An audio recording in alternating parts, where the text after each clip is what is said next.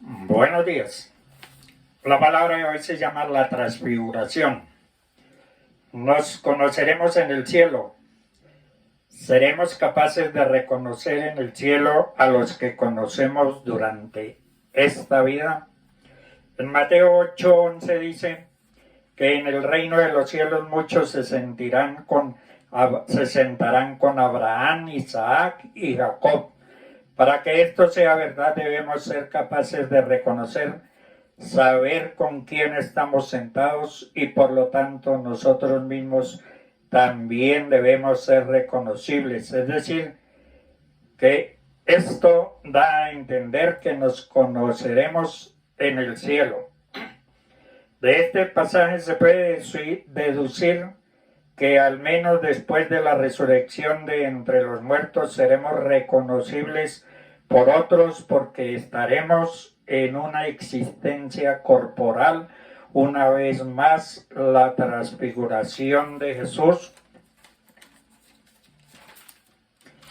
Dice en Marcos 9, del 2 al 4, narra la transfiguración de Jesús. Cuando Moisés y Elías aparecieron con él, Elías fue al cielo en su cuerpo, no habiendo muerto nunca, así que todavía estaba en su cuerpo físico cuando apareció en los cielos con Jesús. Moisés, sin embargo, había muerto y su cuerpo aún no había resucitado, pero parecía tener un cuerpo y era reconocible por los apóstoles. Cuando el reino de Dios se establece en un corazón, en una ciudad, en una región, hay una transformación. En Lucas 9:27 dice, Jesús ha dicho que algunos de ellos iban a ver el reino de Dios antes de morir. Jesús llamó a 3 discípulos más cercanos, los que compartían con él momentos buenos y difíciles, y ellos fueron testigos del reino. Esto nos recuerda la importancia de la intimidad con Dios, ya que precisamente cosas que ojo no vio ni oído oyó son las que Dios revela a los que le aman. El resplandor espiritual. En el Antiguo Testamento nos enseña que cuando Moisés descendía del monte Sinaí después de estar con Dios, su rostro resplandecía. En tiempos de Jesús los escribas y fariseos no tenían ese resplandor porque la religión no transforma al hombre, es la comunión sincera y honesta con Dios. Es necesario invertir en la comunión con el Señor.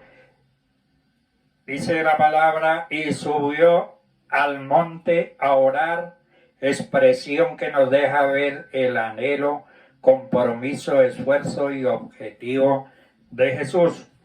La gloria de Dios nos transforma dice que mientras oraba, su rostro y su vestido cambiaron. En Lucas 9:30-31 dice, he aquí 2 varones que hablaban con él, los cuales eran Moisés y Elías, quienes aparecieron vestidos de gloria. La palabra gloria desde el hebreo traduce honor, honra, gran cantidad, multitud, esplendor, importancia. La transfiguración de Jesús nos habla y recuerda la gloria venidera. La gloria de Dios nos capacita para servirle. La gloria es de Dios, pero hace partícipe al hombre. En Lucas 9:32 dice, porque la gloria es de Dios, pero delega porciones de gloria en sus hijos. La comunión con el Señor fortalece la identidad del Hijo de Dios. La nube hace referencia a la presencia de Dios y allí el Padre Celestial habló aquellas palabras, son muy importantes para nosotros. Este es mi Hijo. El Padre Celestial confirma su paternidad. Los discípulos Moisés y Elías y el Hijo oyen la voz. El Padre no habla mal de su Hijo, por el contrario lo presenta con sumo valor y respeto. No es un hijo cualquiera, es mi hijo, dice el Padre. El mundo prosigue a los mejores y a los peores, y por la misma razón no son conformistas. En la misma cárcel con los ladrones y otros criminales estaban también Pablo y Silas. En el Calvario crucificaron a los malhechores y también a Cristo. La forma del mundo es transitoria, es inestable, es pasajera, porque la apariencia de este mundo pasa. El mundo no tiene forma permanente, su forma es pura apariencia. Qué insensatez conformarnos a lo pasajero y a lo inestable y a lo transitorio. No os conforméis a este siglo, sino transformaos por medio de la renovación de vuestro entendimiento. La renovación de la mente es efectuada por el Evangelio. No hay otra manera de lograrla, y sin renovación de la mente no habrá transformación.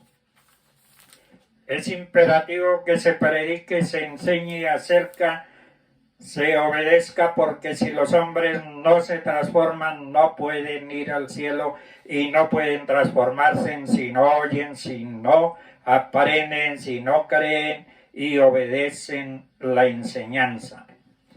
El Evangelio se dirige al corazón del hombre. El creador del hombre es el autor del Evangelio. El Evangelio es apropiado al hombre. Hay una concordancia perfecta entre el hombre y el Evangelio. Somos transformados a la semejanza de Cristo. El pueblo de Dios son los imitadores de Dios. Poseen las mismas cualidades, las mismas características. No somos semejantes a Dios en poder, desde luego, pero en carácter sí. Conocemos a Dios porque Cristo vino al mundo para revelarlo. En Romanos 8:29 dice, porque a los que antes conoció también predestinó para que fuesen hechos conforme a la imagen del Hijo. Dios requiere una transformación de nuestra vida, comenzando con el corazón. No aceptará sustituto. La renovación es la libertad de estar sujetos a Cristo. En Cristo somos libres, porque cuando hacemos de corazón lo que amamos, cuando somos transformados en Cristo, amamos hacer aquello que debemos hacer. Eso es libertad. Se necesita cerrar los ojos ante las crisis que está pasando en el mundo, crisis que cada vez alcanzan mayores proporciones apocalípticas, para no darse cuenta de los tiempos en que vivimos y su cancelación con las profecías de la palabra. En Romanos 12:2 dice, no os adaptéis a este mundo, sino transformaos mediante la renovación de vuestra mente, para que vivifiquemos cuál es la voluntad de Dios, lo que es bueno, aceptable y perfecto. Pablo nos exhorta, no es que nosotros nos transformemos a nosotros mismos, sino más bien que seamos transformados, y eso se logra con la palabra de Dios. Es el Espíritu Santo, por medio de la palabra de Dios, el que renueva nuestra manera de pensar, actuar y nos transforma. Entre las señales anunciadas hace más de 2000 años tenemos las hambrunas que en África han dejado millones de muertos, y ahora el COVID, coronavirus, que afectando al mundo entero. Porque se levantará nación contra nación y reino contra reino, y habrá pestes y hambres y terremotos en diferentes lugares. Plagas como el SIDA, los virus letales como la influenza aviaria, en un abrir y cerrar de ojos se convierten en pandemias como el COVID, que sacrifican millones de personas en el planeta. El potencial latente del ataque biológico y guerras nucleares con múltiples consecuencias son una bomba de tiempo a punto de explotar.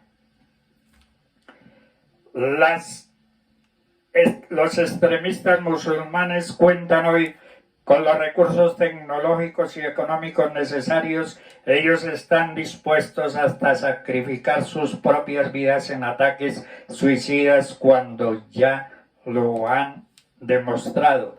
Hay otras señales que muestran la venida pronta de nuestro Señor, como el espíritu de globalización imperante, el desarrollo de la tecnología necesaria para formar una sociedad sin dinero en efectivo. Desde el año 586 a.C., como resultado de su idolatría y desobediencia a Dios, Israel no había sido una nación independiente. El 14 de mayo de 1948, 2500 años después, cuando volvió a renacer milagrosamente como nación soberana en un día. Es asombroso que los judíos hayan conservado su identidad y sus costumbres como pueblo durante el tiempo que estuvieron en el exilio. En Isaías 66:8 dice: ¿quién ha oído cosa semejante? ¿Quién ha visto tales cosas? Es dado a luz un país en un solo día. Nace una nación toda de una vez. Dios les bendiga.